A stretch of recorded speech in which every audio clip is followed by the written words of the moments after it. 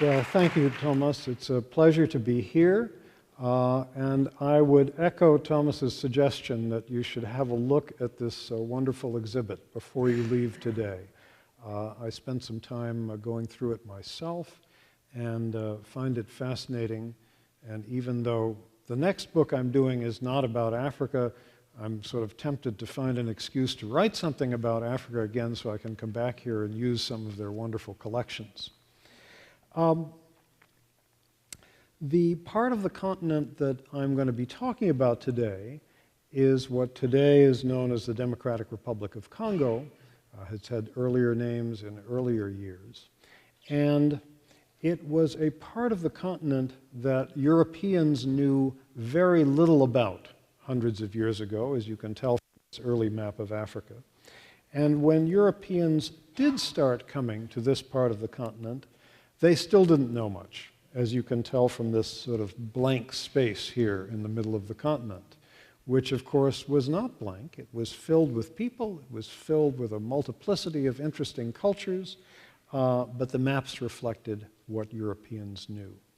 And right from the beginning, Europeans looked at Africa as a source of wealth, a source of raw materials. The first people to sail far down the west coast of Africa were the Portuguese in these sturdy little ships called caravels. They were, of course, the great seafaring nation of the 1400s and the 1500s. And it was a Portuguese explorer named Diogo Cao who came ashore for the first time at what today we call the Congo in 1482. 10 years before Columbus reached the New World. And he put up this pillar to mark the spot and to claim this territory, and he had no idea how much territory he was claiming, for the King of Portugal. Now, the reason that he came ashore there was that he was startled to find the mouth of a great river, what today we call the Congo River. This is the second largest river in the world. Only the Amazon carries more water. And it reaches the Atlantic Ocean midway down the west coast of Africa. And even today, if you are approaching that area from the air or in the sea, you can see that the sea has a different color for some miles out because the river carries so much silt in it. And this was something haunting and fascinating to the early explorers. They didn't know what to make of it, but they knew they had found something remarkable in finding where this great river reached the sea. However, for several hundred years after 1482, they had no idea what lay upriver, because once they went a few dozen miles inland, they found an enormous set of cataracts. Enough waterfalls that if you could harness it properly, it would generate enough electric power to power all of Africa today. An enormous set of cataracts that extend over more than 100 miles and made it impossible to go further up the river, and no European explorers did so for centuries. Now, during the first couple of centuries after the Portuguese landed there, in the 1480s, beginning especially around 1500, 1510, the chief wealth that Europe extracted from this part of Africa was human beings. Slave caravans were marched by African slave dealers out of the center of the continent, marched out to the sea, where they could meet up with the captains of transatlantic slave ships, and then the slaves would be taken on that terrible journey across the Atlantic. We have no way of knowing the precise numbers, but certainly millions of Africans, probably somewhere around 3 to 5 million, were taken from the area of the Congo River Basin, most of which is in today's Democratic Republic of Congo, taken across the Atlantic in those slave ships, most of them to Brazil. so that by far, virtually all the black population of Brazil has their ancestry in the Congo River Basin area. And this traffic continued, of course, until finally in the mid-19th century it was brought to a stop. At that point, the history of this region was most influenced for several decades by this man, King Leopold II of Belgium. King Leopold took the Belgian throne in 1865 as quite a young man, the age of 30 or so, and he was very openly frustrated at being the king of such a small country, and famously said, "Petit pays, petit gens," which could be translated as small country, small-minded people. He was also quite frustrated at becoming king at a time in history when it was no longer so much fun to be a king because you had to worry about parliaments and voters and all this kind of thing, which earlier kings didn't have to worry about. So he became very ambitious to acquire himself a colony. Looked and prospected in many parts of the world, but pretty quickly decided that Africa was where a colony was best had, because this was the beginning of the period known as the European Scramble for Africa. Interestingly, Belgium, because it was a small country with no navy and no merchant marine, the Belgian government itself had no interest in acquiring a colony. For King Leopold, that was no problem at all. He said, "I'll acquire one for myself." So he hired the explorer, Henry Morton Stanley, the man who found Livingstone. And a far greater impact than that Stanley had on history was that from 1879 to 1884, he acted as King Leopold's man in Africa. He traveled up and down the Congo River and its tributaries, persuading local chiefs to sign papers that signed their land over to King Leopold. You know, these chiefs were not literate. They'd never seen a European before, most of them. They had no idea what they were signing. The idea of a treaty that would cede land belonging to your people to a king across thousands of miles of ocean, it was inconceivable. But with those treaties in hand, Leopold arranged for first the United States and then all the major countries of Western Europe to recognize this enormous territory, roughly the same boundaries as the Democratic Republic of Congo has today, to recognize this territory as belonging to him personally. It was the world's only privately owned colony. And it was an extremely valuable piece of real estate to have, because if what you were after was extracting raw material from Africa, and that is what the Europeans wanted, and we'll get into those raw materials in a second, having the Congo as your colony was like having a built-in railway network, because there was the Congo River, which flowed through the whole territory, and then there were all these other rivers which flowed into it. And this meant there was an interconnected network of navigable waterways that was more than 7,000 miles long. This was like acquiring a colony that already had a railway system, because as soon as you could get your steamboats onto that network of rivers, you had a transportation system. And Leopold was very pleased about that, very proud of his new colony, was quite certain that it would be an enormous source of wealth for himself and his country. And he very quickly began displaying it to the world, having legally secured his hold on the territory. For example, Congolese were brought to an exhibit at a World's Fair in Antwerp in 1894. There were more of them who came to a World's Fair brought by the king in 1897 on the outskirts of Brussels, even had a military band composed of Congolese, all to celebrate and show the world this territory belongs to me. What was he after? Ivory. That was the first commodity that the king had on his mind. Ivory was enormously valued in Europe, North America, all of the industrialized world at this point, because, for a number of reasons, it could be, rather like plastics today, it could be made into a huge variety of quite durable shapes. Small statuettes, jewelry, buttons, piano keys, false teeth, all kinds of things like that. And like illegal drugs today, it had high value and low bulk. Two porters could carry an ivory tusk on their shoulders for hundreds of miles, up to the point where it could be loaded onto a steamboat.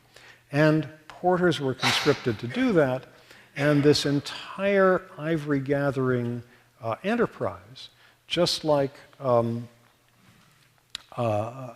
entire economy of this colony, was based on forced labor. It was Africans who were conscripted to gather the ivory, to do the other stuff that was necessary to extract wealth from the colony. It was forced laborers, for example, who cut the wood on shores that powered the boilers of the steamboats. This whole forced labor system was very brutal. It was enforced by means of the shikot, a whip made out of dried hippopotamus hide, which inflicted terrible injury on people who it was used on. 100 blows, which was not uncommon, could mean death. The entire forced labor system also was enforced by Leopold's private army. 19,000 officers and men, largest army in that part of Africa, black conscript soldiers under white officers. They would round up the laborers as they were needed for whatever the task. Often the laborers were in chains. And I think it's important to emphasize that even though I'm talking about one particular colony here, King Leopold's Congo, which was officially and rather misleadingly known as the Congo Free State, the forced labor system was par for the course everywhere in colonial Africa and remained so for a long time to come. That system posed very painful choices for indigenous leaders like this man, Chief Twamwe of the Congo people of the lower Congo River. Was somebody like this going to let his people get conscripted as forced laborers and possibly some of them worked to death, doing work for the white colonialists? Or were they going to resist? And resistance meant staging an armed uprising, which happened often, but they had no modern arms. Sometimes, if they were lucky, primitive muskets left over from slave trading days, and they were up against a very modern army that had repeating rifles, machine guns, small Krupp cannon, steamboats to move soldiers around rapidly. It was a dilemma that faced all the indigenous leaders, and I like to think that you can read some of that in this man's eyes. Now, the world knew very little of what this forced labor system was like. The fact that the whole colony was founded on forced labor, until an early visitor who went there in 1890, George Washington Williams, an African American who was a Civil War veteran. He's wearing the uniform of the Grand Army of the Republic, the Civil War Veterans Association, a Baptist minister, a lawyer. He was actually once the lawyer for the Cape Cod Canal Company, a historian, and a journalist.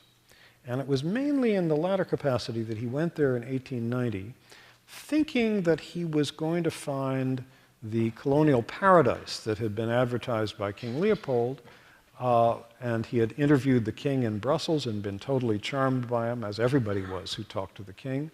And instead, he found a complete horror show and wrote what was really the first widely circulated expose of Leopold's forced labor system and how it worked. It was published as an open letter to the king in newspapers throughout Europe and the United States, caused a tremendous ruckus. And very sadly, however, Williams died on his way home from Africa and was never able to write the book about King Leopold's Congo, for which he'd gathered a lot of notes while he was there. So we'll never know what that book would have been like. Like other European and American visitors to the Congo, Williams traveled by steamboat when he was there.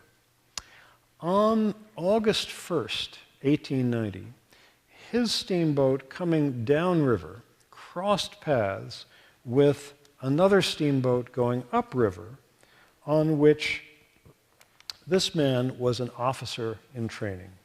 And some of you will recognize him as Joseph Conrad. Conrad spent some 6 months in the Congo in 1890, hoping to become a steamship officer there. He fell ill and had to come home. And it was on the basis of that experience that some 10 years later, he published his novel, Heart of Darkness, probably the most widely read short novel in English. And even though he never refers to the territory by name, indeed, he never mentions the continent of Africa in his book by name. Nonetheless, what's in that book closely parallels what he saw in the Congo. And if you read it carefully, you will see an absolutely devastating expose of the forced labor system. He talks about porters dying in chains, laborers' bodies found by the roadside, and he captures this mad lust for wealth, this gold rush mentality that the Europeans had about gathering ivory. Conrad, as I say, was there in 1890, then came back to Europe. Over the next 3 or 4 years, the economy of the Congo changed, and the great wealth, a source of wealth, became something else. No longer ivory, which still remained lucrative. Instead, what happened was they invented the inflatable bicycle tire. And that meant that people all over the world who had rubber could get very rich very quickly. Because not only was there a bicycle craze, now that you could inflate the tires and get a softer ride, but they invented the automobile. There was a huge demand for rubber to coat telephone and telegraph wires that were spanning the world. Great demand for rubber for belts and other industrial uses. And there was a tremendous rubber boom starting in the early 1890s. Now, rubber will grow in many places in the tropics, but to plant a plantation of rubber trees and have it grow to maturity takes about 15 years. And that meant that the people who could really make money were those who owned territory where rubber was growing wild. And nobody had more of that than King Leopold II, because the great Central African rainforest covered roughly half of his privately owned colony, the Congo. And immediately, that private army was put to work forcing people to tap rubber vines, as they're doing in this picture, to gather the wild rubber. Men were sent out into the forests with baskets and had to come back with those baskets full. Again, everything was done by forced labor. The soldiers were always there. And there was a monthly quota of rubber that men from each village had to gather. As the price of rubber rose, that quota rose. And then the rubber vines near a village would get drained dry, and men would have to walk for days into the forest to find fresh vines, or would have to climb high on vines to tap them where nobody had tapped them before. How were they forced to do this? Because it's very hard to send, an individual soldier with each rubber gatherer into the forest, because the rubber vines were scattered quite widely. It was very simple. Leopold's soldiers went into village after village, took the women hostage, that's what you see in this picture, held them in chains, for days or sometimes weeks out of each month, while the men of each village went into the forest to gather their monthly quota of wild rubber. Then the women would be released. And you can understand how noxious that system was. The women hostages were badly fed. Many of them died of hunger. They were often raped by the soldiers. Many of the male hostages were in effect worked to death. And when you have women being held hostages and all the able-bodied men out in the forest desperately trying to gather wild rubber to get them released, that means that there are very few people who can hunt, fish, cultivate and harvest crops and do all the things through which an African community normally feeds itself, which meant that there was widespread near famine over much of the rainforest areas of this country. When you have conditions approaching famine, diseases which people otherwise would have survived take a terrible toll. In addition, the population dropped not just from those reasons, but because many people took part in rebellions against the regime, which were brutally suppressed by the army. Lots of people were killed. An unknown but probably even greater number of people fled their villages to avoid being caught up in this forced labor system, but the only places they could go were deep in the rainforest where there was no food, no shelter, and they died. And furthermore, population drops because when you have women held hostages and men turned into forced laborers, people stop having children. From all of these causes, the best demographic estimates today are that the population of the Congo dropped from somewhere around 20 million people in 1880 to somewhere around 10 million people in 1920, cut in half. We will never know those figures with any precision, but that's what some of the estimates are. So this was a horrendous system, which, as I say, was echoed elsewhere in Africa, particularly in the German, French, and Portuguese colonies that also had wild rubber. In the Congo, however, there was something that didn't exist in those other territories, which was an independent body of eyewitnesses to all this. These were missionaries. In order to curry some favor, Leopold, who was a Catholic monarch of a very Catholic country, had allowed into his territory a number of Protestant missionaries, primarily American, British, and Swedish. This is one of them, the guy in the center of this picture, Reverend William Shepherd of Virginia. And he and a number of other missionaries went to Africa wanting, as missionaries do, to save souls, convert people to Christianity, and so forth. And instead, they found themselves in the middle of a totally unanticipated human catastrophe. They did their best to draw attention to it by writing articles in missionary journals and church magazines and so forth, but these reached a very small audience. And they had, for some years, great trouble getting their message out to the world, getting out the story of what was happening in King Leopold's Congo. That began to change because of something that happened on the docks of Antwerp, Belgium's major port, then and now, beginning in the late 1890s. This was the port to which all traffic from the Congo came, all that rubber and ivory being shipped back to Europe. And Leopold gave a monopoly on this shipping traffic to a British shipping firm, the Elder Dempster Company of Liverpool, and they needed somebody who was bilingual in English and French to take on the job of going to Antwerp every couple of weeks to check in the ships when they arrived from the Congo and supervise the loading and unloading of cargo. So they turned to a young man at the firm. He's older in this picture, but at the time he was about 25 years old, named Edmond Dean Morel. And he'd grown up partly in France. His mother was French, so he spoke French as well as English. And every few weeks, Morel would go over to Antwerp and he would tally up the cargo on his company's ships as they arrived from the Congo and then make a list of what was loaded on as they turned around and sailed back there.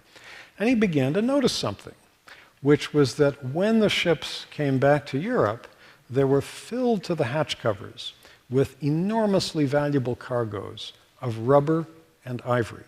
And he knew how labor-intensive gathering wild rubber was. But when the ships turned around and sailed back to Africa, they carried no trading goods in exchange. Nothing was being sent to Africa to pay for all this wealth that was coming to Europe.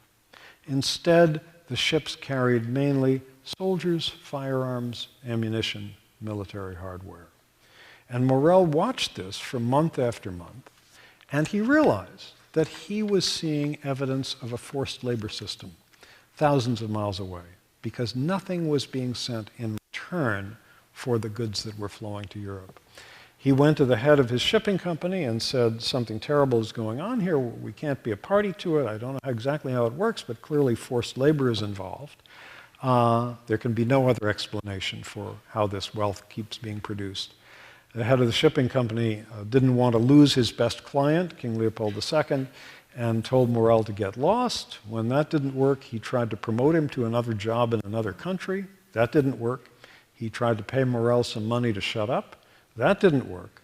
Morel quit his job, and in the space of 3 or 4 years, he turned himself into the great British investigative journalist of his time. And he was filled with a kind of righteous indignation that he had been a cog in this system. By working for this shipping company, he had taken part in allowing King Leopold's forced labor regime to function. And for a period of about a dozen years, he devoted himself full-time to telling the world about how this forced labor system functioned. He was very skilled at doing so. He wrote 36 pamphlets, 3 books, hundreds of newspaper articles, published a newspaper himself, and as soon as he started publishing this stuff, he found, as all investigative journalists do, that once people know that you're the person who will publish something on a particular subject, people with stories to tell come to you. And the missionaries came to Morel. And he began working with some returned missionaries, among them Reverend John Harris, there's a lecture. They started something called the Congo Reform Association. This is a poster advertising a lecture by Harris, who was a British Baptist missionary.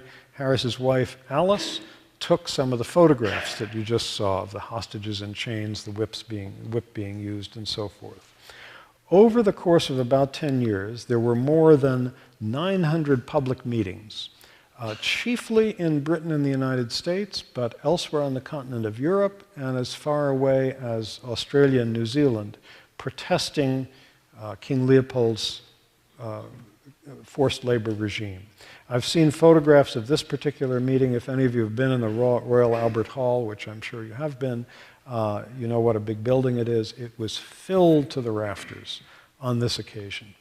And actually, this meeting took place, as you can see, on November 19th, 1909. On November 19th, 2009, the 100th anniversary of this meeting, some organizers assembled some of these same people, including the Archbishop of Canterbury and the Bishop of London and so forth, for a meeting in the Albert Hall to talk about the tremendous problem of rape of women in the Congo today. The effect that Morel and his Congo Reform Association had was tremendous.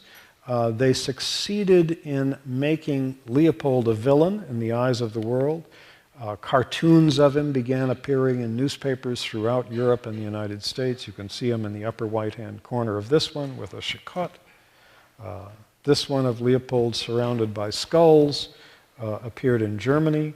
And Germany, like the other colonial powers, also had a huge amount of blood on its hands in Africa. But it was much easier for people to focus on the king of a rather small country. Here is Leopold again as the head of a snake, entwining the body of an African. Here he is counting his gold. And here he is meeting Uncle Sam and saying, I'm going to give you enough rubber to give you an elastic conscience. Leopold died in 1909, unfortunately not on the scaffold where he probably deserved to be, but peacefully in bed. And he accumulated a fortune during the 23 years of his personal ownership of the Congo, estimated at more than 1.1 billion in today's American dollars. Some of it went on an enormous and expensive remodeling of the royal palace on the outskirts of Laeken, where the Belgian royal family, the outskirts of Brussels at Laeken, where the Belgian royal family still lives today. Some of it went to build there some of the world's largest greenhouses. You can walk for more than a kilometer without stopping through these greenhouses today, and they're still filled with a lot of plants from Central Africa. Some of the money went to enormous monuments, like the well-known Arcade du Cinquantenaire in Brussels. And other people besides the king made money.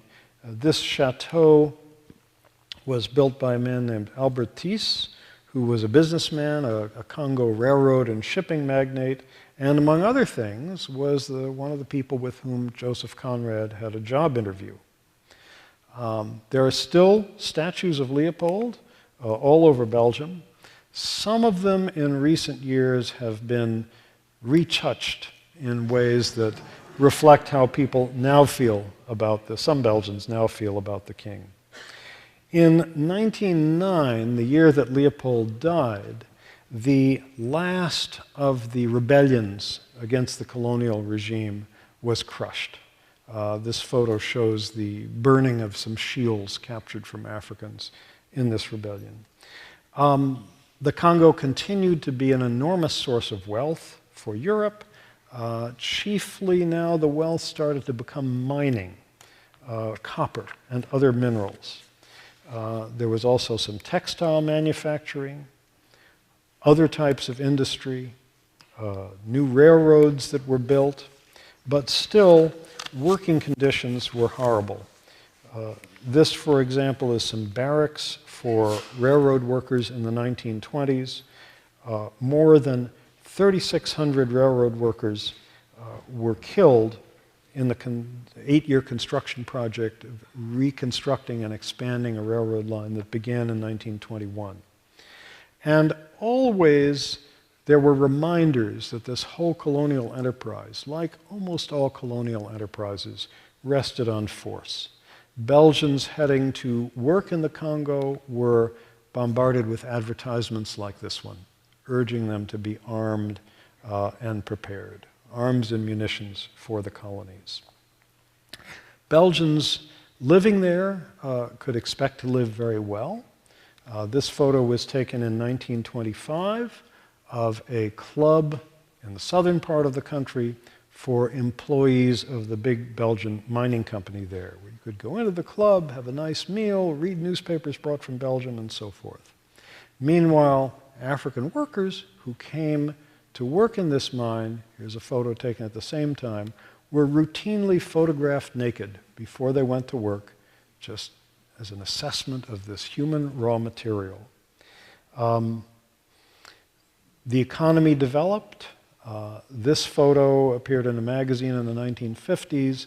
It's labeled self-service, celebrating a new supermarket, but in fact, if you look far over on the right, you see it's actually an African who is wheeling this woman's shopping cart. In 1960, the Congo rather abruptly was granted independence by Belgium. This is the Belgian king coming to read that grant of independence, a very patronizing speech. This was the year that many African countries became independent from Europe, and the Belgians calculated, as did other European countries at that time, that even though Africa was getting its political independence, as long as they still could protect their investments there in mining and other industries, they could still make just as much money as they had before from the country.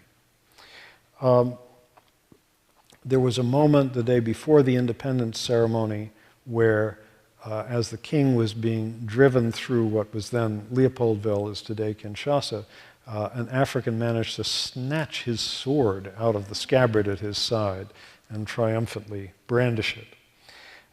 However, on the eve of independence, there were the first free elections ever held in this territory, and they resulted in a coalition government headed by Patrice Lumumba. And Lumumba was absolute anathema to the Belgians and to the United States, because he was somebody who strongly believed, and very articulately said so, that Africa should be economically as well as politically independent of Europe, and that it wouldn't do for Europeans to continue to control the vast sources of wealth. For this reason, less than 2 months after he took office, in Washington, the National Security Council, with President Eisenhower's approval, okayed his assassination.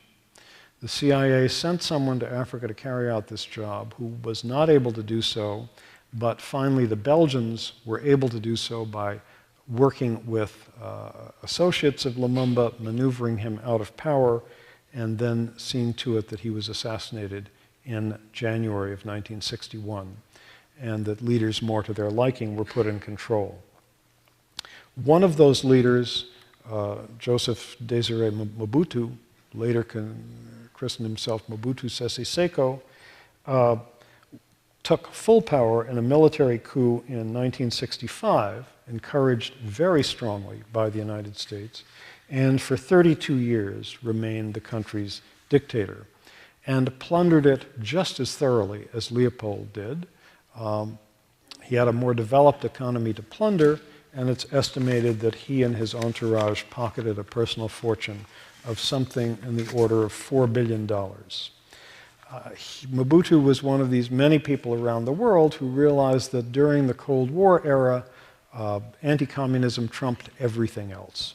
He collected more than $1 billion in US military aid, was welcomed at the White House by virtually every American president, with the sole exception of Jimmy Carter, over a period of 20 or 30 years. George W. Bush, who's with him in this photo here, George H.W. Bush, called Mobutu one of our most valued friends. Mobutu was overthrown in 1997 and died a few months after that. And since then, as I'm sure you know, the country has been on and off racked by an enormously complicated civil war, which I think is basically the product of the fact that it remains profoundly rich in minerals, diamonds, gold, coltan, uranium, copper, almost anything else you can think of, and other raw materials as well, like timber. But the combination of enormous wealth in the ground and virtually no functioning government is a disastrous one. And it's meant on and off warfare as local warlords, the country's own national army, the armies of surrounding African countries, many of them with deals with multinational corporations, have schemed to get whatever share of this wealth they can. The people of the Congo get very little indeed. This photo is of a former miner dying of tuberculosis. I was there a few years ago, visited mining sites where you can see people working basically with the same technology that the California 49ers used in the gold rush more than 150 years ago, earning the equivalent of less than $2 a day. None of them are getting any of that wealth. The wealth is going to, as I say, surrounding countries, local warlords, the army of the national government. Many of these fighting forces have conscripted child soldiers into their armies. Not seen quite as much as they used to be now, but they're still there. Millions of people in flight as refugees, refugee camps everywhere you look, where people are living in very difficult, painfully difficult conditions. And there is a death toll. No one knows the exact numbers, but it's probably in the millions. Also, a side effect of this war has been the rape of huge numbers of women. That figure also is probably in the millions. I wish I could say that I foresaw a happy ending to this country that has known so much plunder from so many different sources for so long, but I don't see it coming anytime immediately soon. And I think it's not surprising that we see the misery that the country is undergoing today when the legacy that they have, that Congolese have had for hundreds of years now, is experiencing government as an organized system of plunder and little else. This is what it was under King Leopold. This was what it was when it was the Belgian Congo. This is what it was with American encouragement during the Mobutu regime. And what's needed is, of course, a government that really is controlled by the people who are living there and that will use some of that great wealth for their benefit. Now, normally when I'm talking about the Congo, I stop at this point, but I'm going to continue on a little bit longer in a different direction for this reason. We're here in a wonderful archive, and I just want to take a moment to celebrate some of the things that archives do and what a great help they are to people like me who try to write history. So, a few words about archives and the kind of things that you can find in them. And these are some of the things that were raw materials for me in King Leopold's Ghost, the book that I wrote about this period. This, for example, is a letter preserved in archives at the University of Wisconsin, where somebody years ago donated the papers of a long-dead Belgian colonial official. And here he is writing in 1906, when it was still King Leopold's Congo, to a lower-ranking official, asking him to discreetly get some information on what was going on at a forthcoming meeting of missionaries, because the colonial officials then knew that the missionaries were their enemies. So you find letters like this in archives. You find old newspapers. This one was about a scandal where Leopold had employed a Washington lobbyist who was bribing newspapers and paying people off right and left, trying to get Leopold favorable press coverage in the United States. In another archive, I found Morel's old newspaper. Morel, the great campaigner against King Leopold. This was the organ of his Congo Reform Association, and published a lot of information which is still valuable source material for historians today.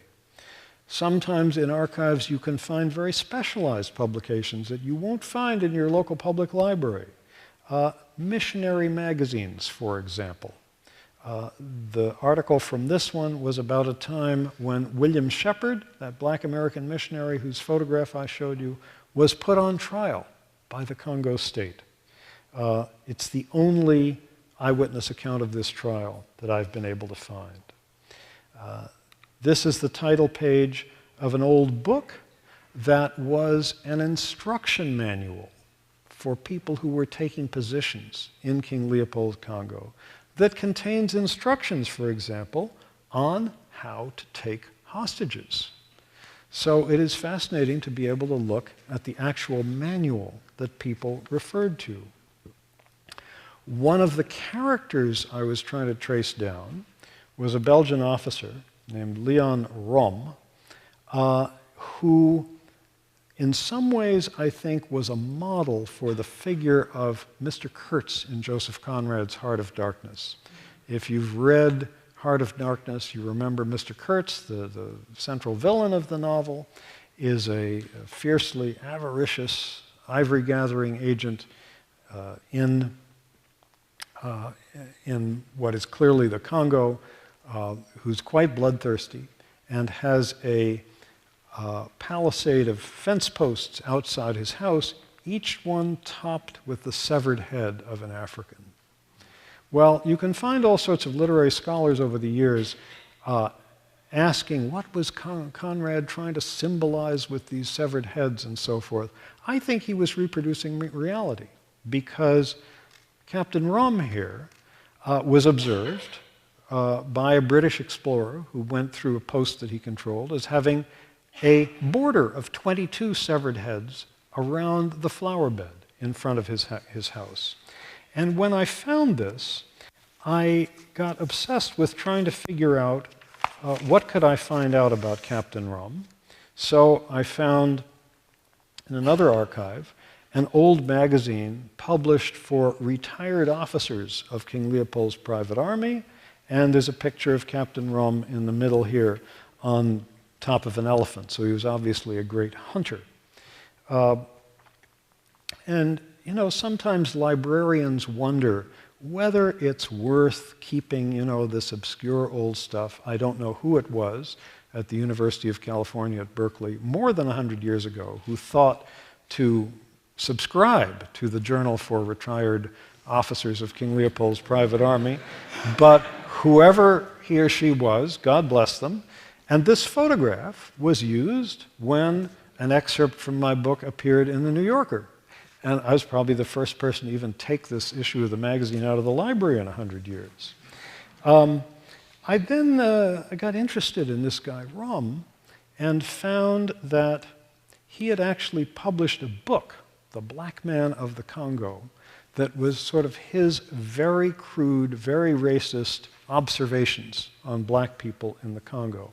And the fascinating thing here is that Conrad's Mr. Kurtz, if you remember your Heart of Darkness, also published something, a report on African customs for the Society for the Suppression of Savage Customs, I think it's called. So I wondered, you know, here's Rum who published a book, Mr. Kurtz in Heart of Darkness who published a book. Did Conrad have Captain Rum in mind when he wrote the book? And of course, you can never prove that a particular character in fiction is modeled on somebody. But I could try to find out if the two of them would have been likely to have met while Conrad was in the Congo. I knew Conrad's day-to-day itinerary pretty well. What was Captain Rum's? So I wrote a letter, to a museum and archive in Belgium, asking if they had any materials by Rum. And I'd forgotten, weeks went by, I didn't hear anything, I'd forgotten that I had written this letter. And I'd also forgotten that my letterhead had my fax number on it. And then one day I woke up, and there in my fax machine was a note from the museum saying, we don't have many materials by Captain Rum, but we do have his Congo diary, and here it is.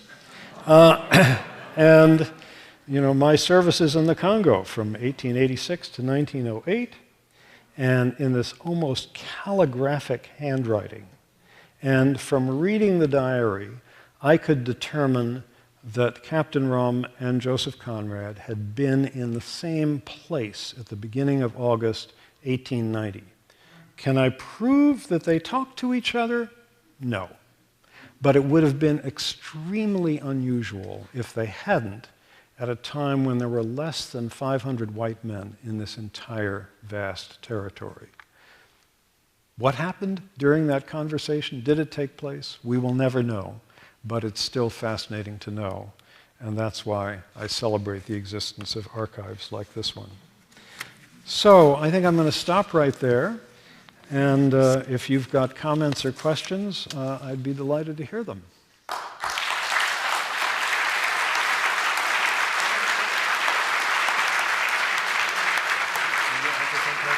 Yeah, as long as you want.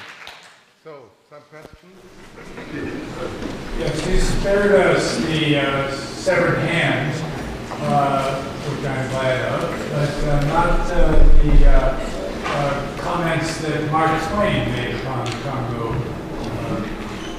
Would you share some of that? Yeah, the business about the severed hands, which some of you have probably heard of, is there was a particularly nasty custom, which was this, that when King Leopold's private army operated, they were always terrified that black soldiers would revolt.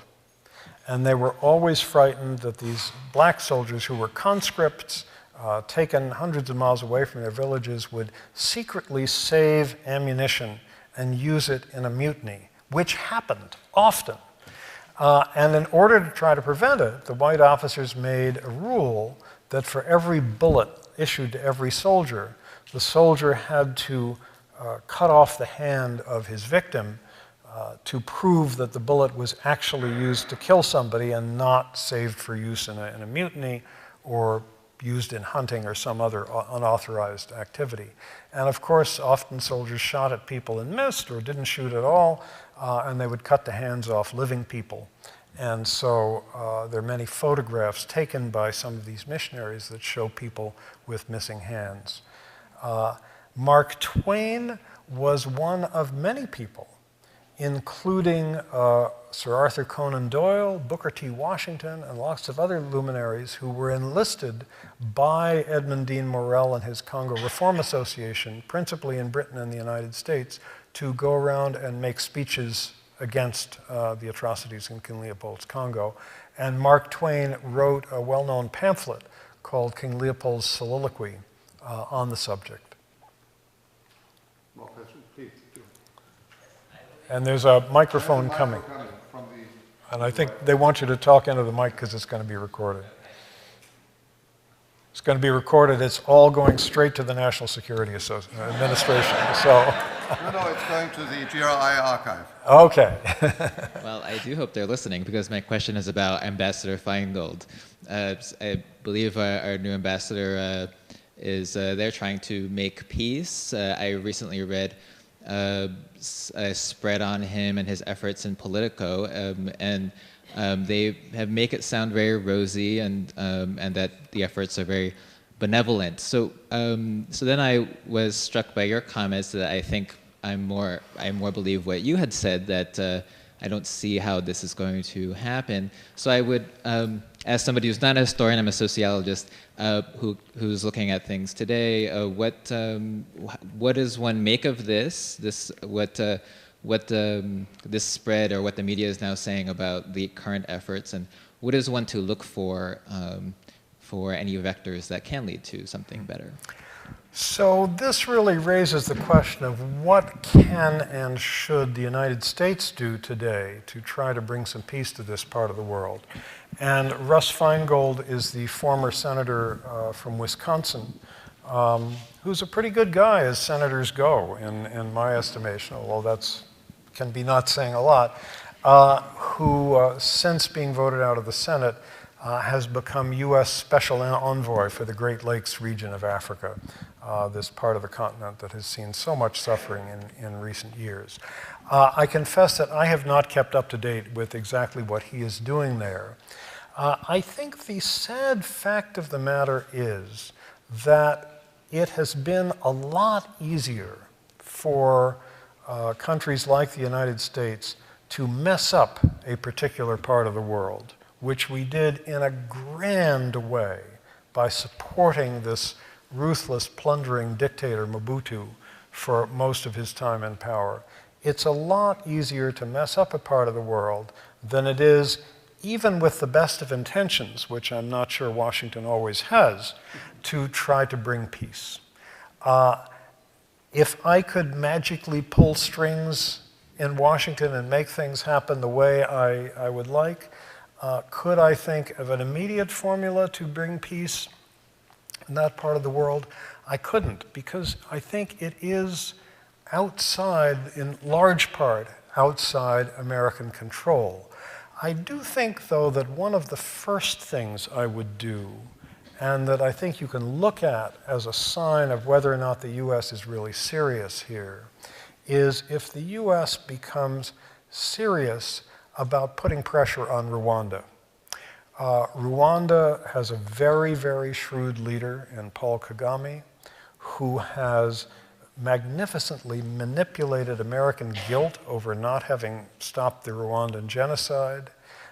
He has many friends in the US government, yet I think at the same time, Kagame is more responsible than anybody else for the bloodshed that's going on in eastern Congo right now, because he has supported a succession of militia groups run by local warlords that have indirectly been under his influence and control for many years now.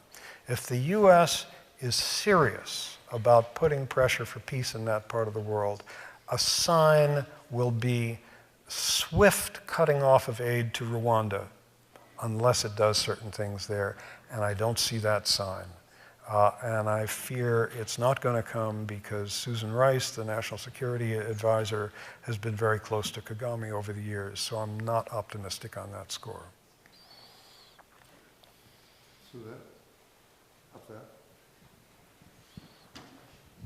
Thank you very much for the lecture and for your powerful book. Both are really just profoundly important. I have a question about the arts as related to this in part. The slave traders, the Vili, were also those we know today to have done many of the carvings on ivory that show scenes of life in the late 19th century.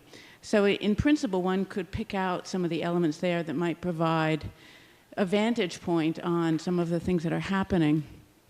And one can see it in some of this in architecture, for example, what Philippe de Buc has talked about, children, orphans living in cemeteries and creating a society there in Kinshasa, or photographs. But I'm wondering, this is a period, late 19th, early 20th century, where art is massively being exported from the Congo to fill museums in the US and Europe. And I'm wondering, in addition to that being a factor in destroying traditional religion, or intended in part with that in mind, I'm wondering if you've found in your explorations elements of evidence that come through visual culture created locally in one form or another. Yes, I do think you can see a lot of traces of that.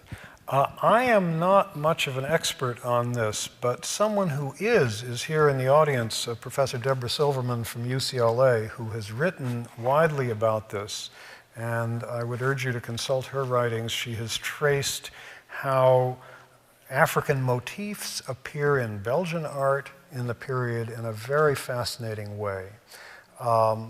And I think there are parallel things that you can find probably in other European countries at the same time. For various reasons, it seems particularly pronounced in the art that was produced in Belgium. And some of the things that weren't necessarily thought of as fine art, but decorative arrangements, the pattern in a grill work here and there, and so on. They're African themes. One more question.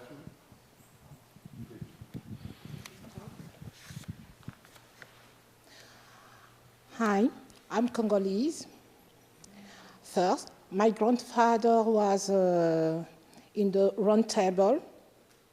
All my family, many people in my family are involved in politics. Myself, I used to work with Mobutu for 17 years. And now, until he left the country, and not everyone is like the dictator, okay, the dictator, but I think in Africa the dictators are made.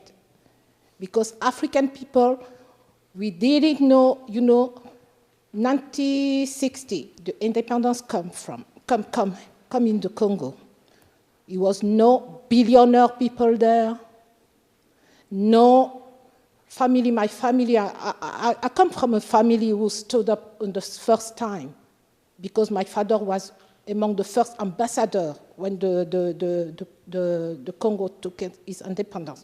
Donc I know everything about the politics in the Congo. But now I want to say something. Not many Congolese, I think, how many Congolese are there?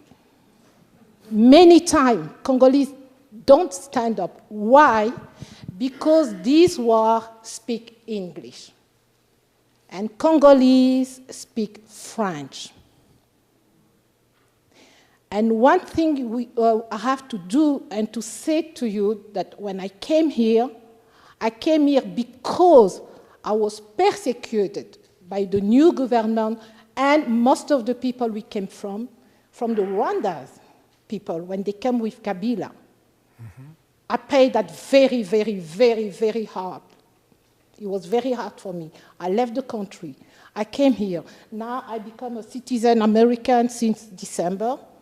But I just want to say something. Many Congolese cannot speak because they don't speak English. And there, when they stand up, nobody's listened to them. We are just victims. And you know, if I stand up, because every time they say, yes, the government is, they are plumber, Mobutu was a dictator, but who made Mobutu? I was there, I can say a lot of things. And if you want, after that I can see you and I can talk to you, because many things is under the table, but is not good to talk about. But I'm ready to tell the truth now. Because we are very, 10 million people are dying already in the Congo and still dying, but nobody is talking about. I'm agree that the King Leopold they show him today, but it's the same thing, nothing changed in the Congo. Mm-hmm. People still dying until now, until today. And you never see the Congolese stand up and talking about it. And not in the media, nobody's talking about. Because the greedy, because the mind, and I'm very happy because you said that everything is come from the resources. But how they can tell us that we have a hope? But now I know that I'm here, and I heard that we don't have hope because everybody wants what the Congolese have. And we can never be on peace. Why?